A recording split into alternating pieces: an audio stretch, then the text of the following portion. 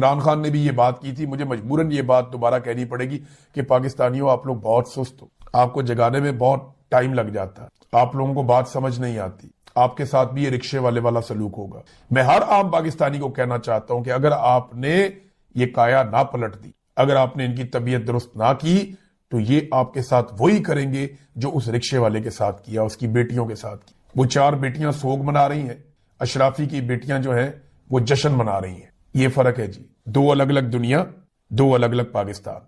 पाकिस्तानी ना निकले और इस निजाम की बिसात को ना पलट दिया तो याद रख ले, मेरी बात लिख कर रख ले कि बारी बारी सबकी बारी। आप सबको एक दिन इस जुल्म का सामना करना पड़ेगा। पॉलिटिकल फेसेस बदलते रहेंगे, कभी कोई आएगा, कभी कोई आएगा, कभी कोई आएगा। एस्टेब्लिशमेंट यही रहेगी, ये इंजॉय करती रहेगी, इनके बच्चे इंजॉय करते रहेंगे, ये दुनिया के महंगे तरीन इलाकों में जाएंगे, ये दुनिया की शानदार इंजॉयमेंट करेंगे बगैर किसी मेहनत के। मेहनत आप करेंगे, खाएंगे, ये इंजॉय करेंगे। बस मुझे यहां तक इस पे यही कहना था। खबरें हैं कुछ आपके साथ शेयर करता हूं।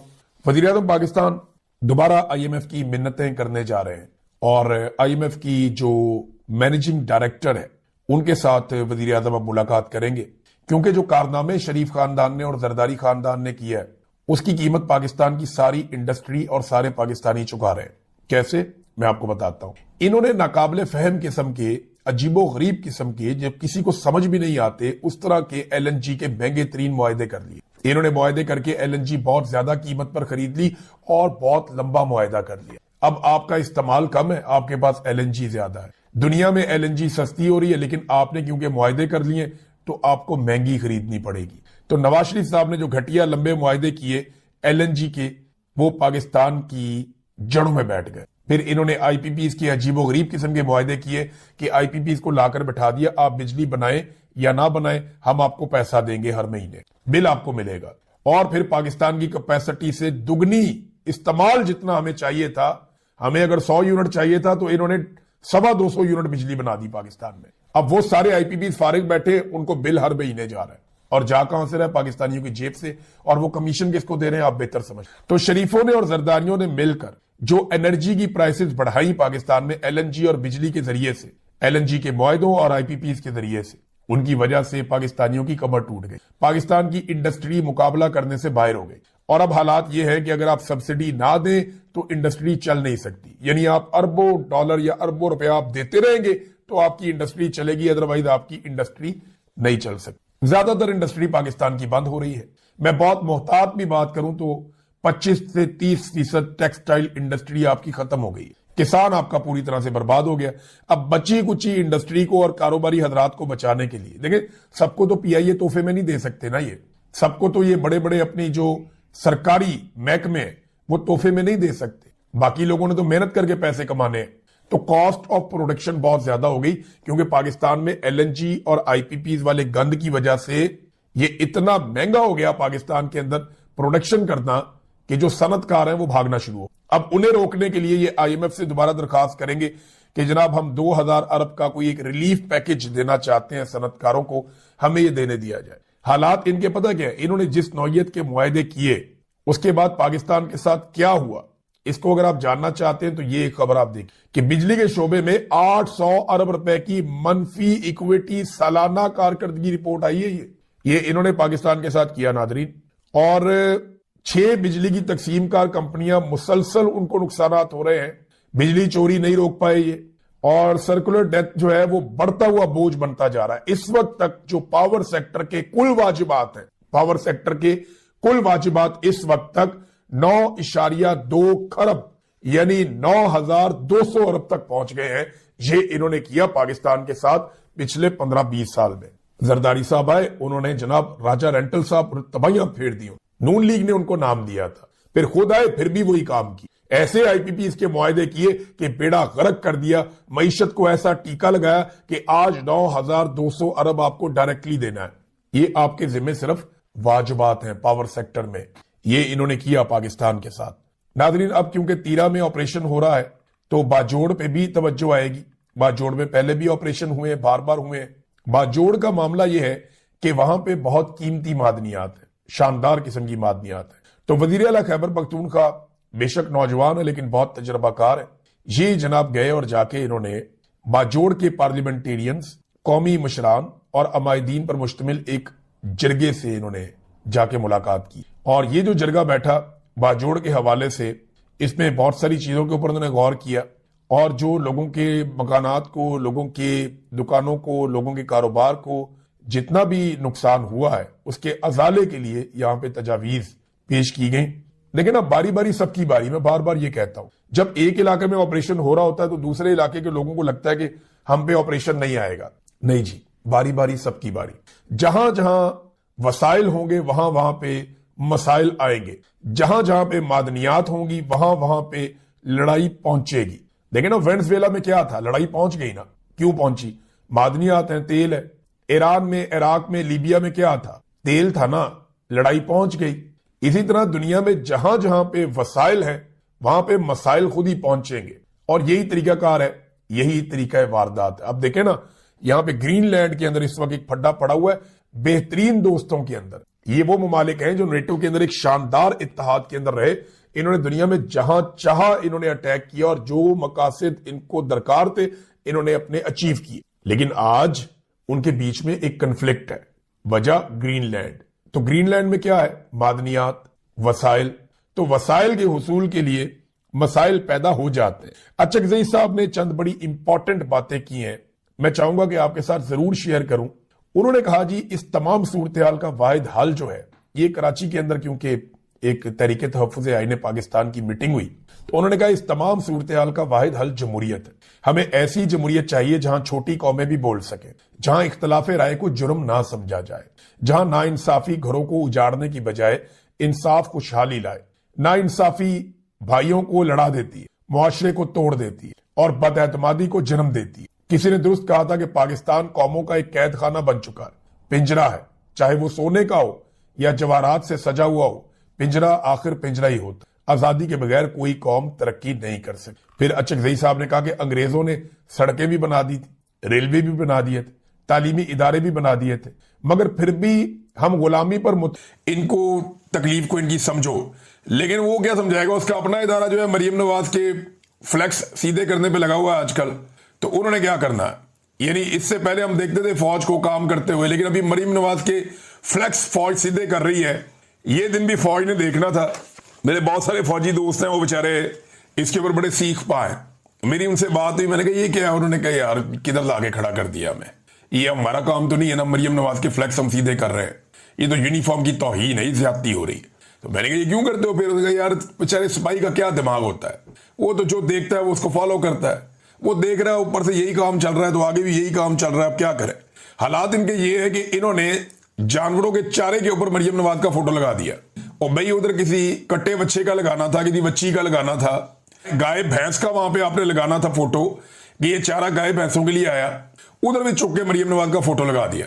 भाई मस्जिद एक ऐसी जगह, औरत आगे खड़ी हो जाए तो अब नमाज नहीं पढ़ सकते, वहां मरियम नवाज का फोटो मस्जिद में भी चिपका दिया कि जनाब ये मस्जिद है, नीचे बुक कमिश्नर का और ये वो सारा लिखा हुआ है। तो मस्जिद के ऊपर भी मरियम नवाज का फोटो चिपका दिया।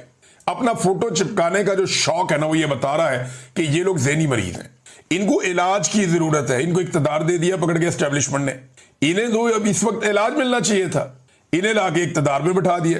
कैसी ज्यादती की है इनके साथ और कौम के साथ उससे बड़ी ज्यादती की है। नाज़रीन एक चीज और मैं आपको बताता हूं कि ये बातें बहुत बड़ी बड़ी कर रहे हैं। सबसे पहले गंडापुर ने बढ़के मारी थी, फिर ख्वाजा आसिफ ने, फिर मुसद्दक मलिक ने, फिर हुकूमत के और बहुत सारे लोगों ने, फिर टिकटॉकनियों ने और उसकी मालकन ने, सबने मैदान में आके बढ़के मारी थी कि जनाब हम ये अवाम के साथ ज्यादती नहीं होने देंगे, ये हम अपने इलाके डबो देंगे, अवाम को बचाएंगे, ये जो दरिया के अंदर तजावजात हैं ये खत्म होनी चाहिए, ये जो गैर कानूनी सोसाइटियां बनी हुई हैं ये नहीं बननी चाहिए।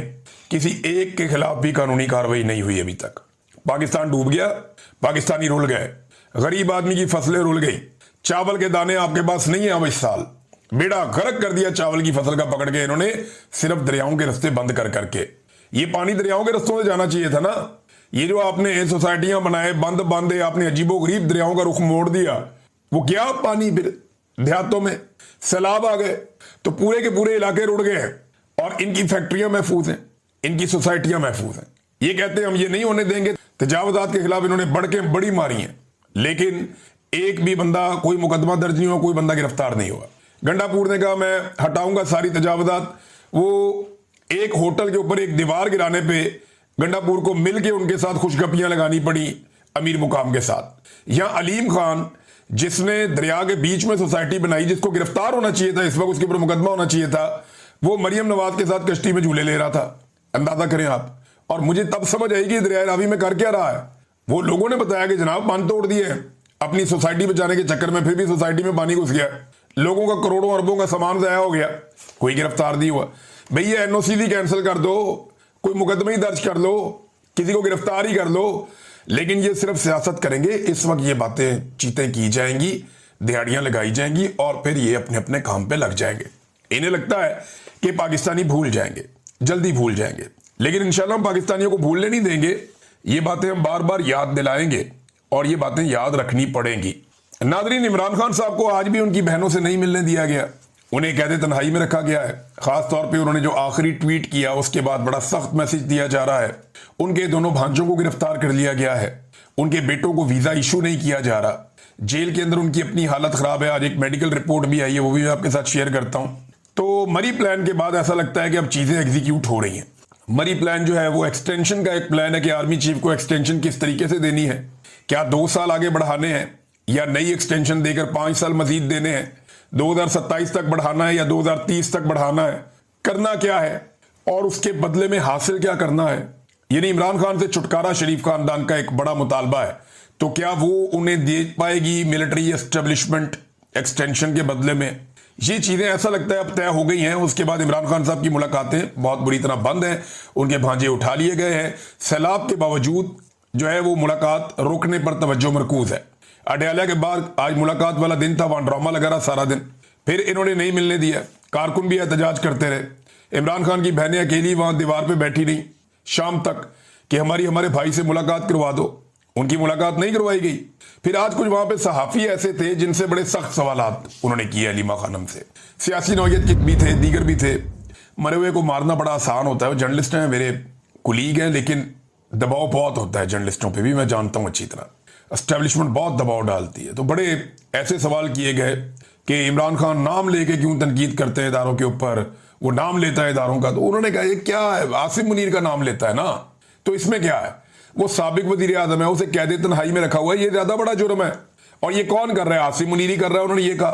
तो अलीमा खानम ने दोबारा से डट के उस पर तनकीद कर दी आसिम मुनीर पे और खुलकर उसके बारे में बात कर दी।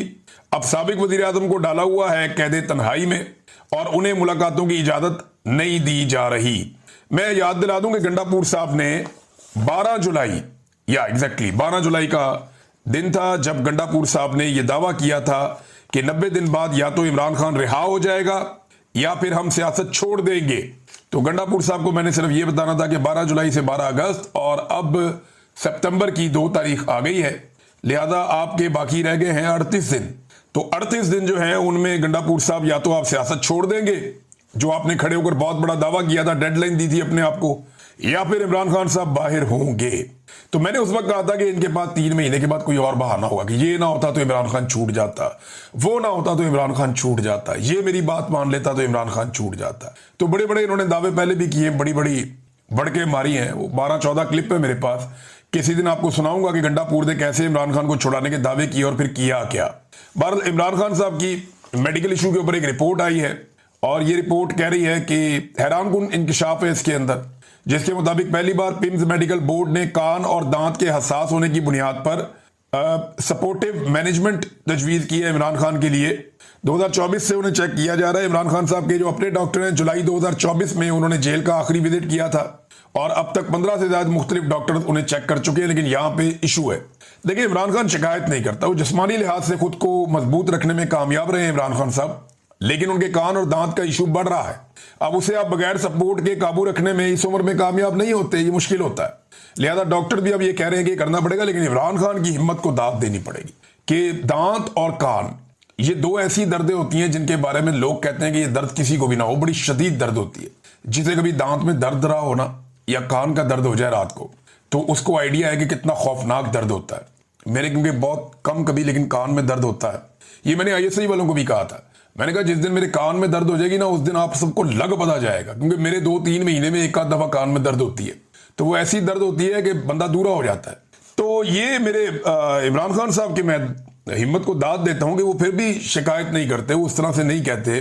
उनके दांत और कान दोनों में दर्द है, वो कह रहे हैं, डॉक्टर बता रहे हैं बड़ी हसासियत है, प्रॉब्लम है। और उसके ऊपर बाकायदा रिपोर्ट आई है कि उनको अब चाहिए होगी सपोर्टिव मैनेजमेंट। बहरहाल देखिए ये हुकूमत क्या करती है। इमरान खान साहब के अपने डॉक्टरों को तो मिलने नहीं दिया जा रहा।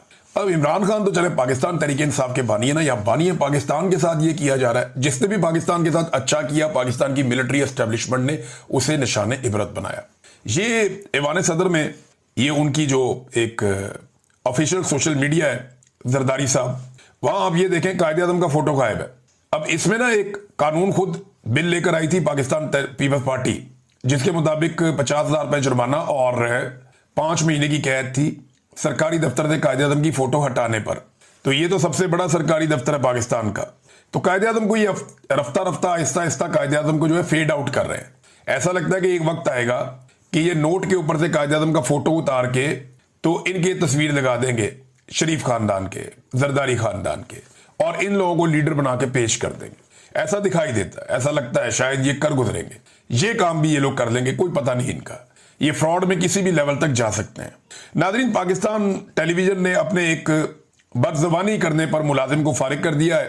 ये मरियम नवाज और अता तारड़ वगैरह की चॉइस थी, और ये साहब काफी लंबे अरसे से, क्योंकि जब मैंने ये खबर पढ़ी तो फिर मैंने कहा मुझे बताएं इन्होंने क्या किया, तो मुझे पता चला कि इन्होंने काफी लंबे अरसे से खवातीन के हवाले से और पाकिस्तान तहरीक इंसाफ के हवाले से खासी बदजुबानी की है, और बड़े जो है वो बिलो द बेल्ट ये अल्फाज इस्तेमाल करते रहे उन लोगों के लिए। लेकिन इस बार उन्होंने गलती से पाकिस्तान पीपल्स पार्टी को छेड़ दिया और सिंध के अवाम पे उन्होंने कुछ ऐसे जुमले कस दिए, वो बंदर कह दिया, कोई उनके बारे में कुछ उनको मुंह चढ़ा दिया, थोड़ा अजीब सी एक्टिंग कर दी बंदर की। तो इसकी वजह से इन्हें फिलहाल फारिग कर दिया गया। लोग कहते हैं तनख्वाह इनको मिलती रहेगी शायद, लेकिन ये बंदा जो है वो एस्टेब्लिशमेंट का एक काला चैनल है, वहां पे भी प्रोग्राम करता है। तो अब एस्टेब्लिशमेंट की और मौजूदा हुकूमत की चॉइस आप चेक कर लें। जो गाली दे, बदतमीजी करे, नफरत फैलाए, खवातीन की तौहीन करे, गंदे अल्फाज इस्तेमाल करे, उन्हें ये कहते हैं जी एहसास है इनका। अब अगर पीपल्स पार्टी को ना छेड़ता तो ये बंदा अभी भी टीवी पे होता। जो पीपल्स पार्टी के साथ अभी किया ये तो कुछ भी नहीं है। मुझे मेरी टीम के लोग बता रहे थे इससे 10 गुना इन साहब ने बाकी लोगों के साथ किया। अफसोसनाक है, ऐसे लोगों को डिस्करेज करना चाहिए और ऐसे लोगों के लिए गुंजाइश नहीं होनी चाहिए। आप जर्नलिज्म कर रहे हैं, आप इस तरह की चीजें तो ना करें जिससे आप यानी आप आवाज उठाएं तो हक के लिए उठाएं ना। जो लोग बेचारे जुल्म बर्दाश्त कर रहे हैं उनके लिए आवाज उठाएं। तो बहुत ही अजीब हरकत की है। और उसके बाद जो है वो हुकूमत का रिएक्शन सिर्फ इसलिए आया कि पीपल्स पार्टी जो है वो इसके अंदर इन्वॉल्व हो गई। लेकिन ये माफी शाफी हो जाएगी, मुझे इस बात का आइडिया है, और ये जल्दी हो जाएगी। नादरीन, एक पंगा नया पड़ गया है और वो है कालाबाग डैम का। इसमें गंडापुर साहब ने एक स्टेटमेंट दे दिया हैरान कुन कालाबाग डैम के हवाले से, और आउट ऑफ द वे ही आ गए वो। ये नहीं किसी ने उनसे ये बात भी नहीं ऐसे की थी, लेकिन वो आ गए गंडापुर साहब, उन्होंने कालाबाग डैम के ऊपर बताया जी मैंने तो वहां भी बात की, वहां भी बात की। तो अब उसके ऊपर पीटीआई के लोग सफाइयां दे रहे हैं।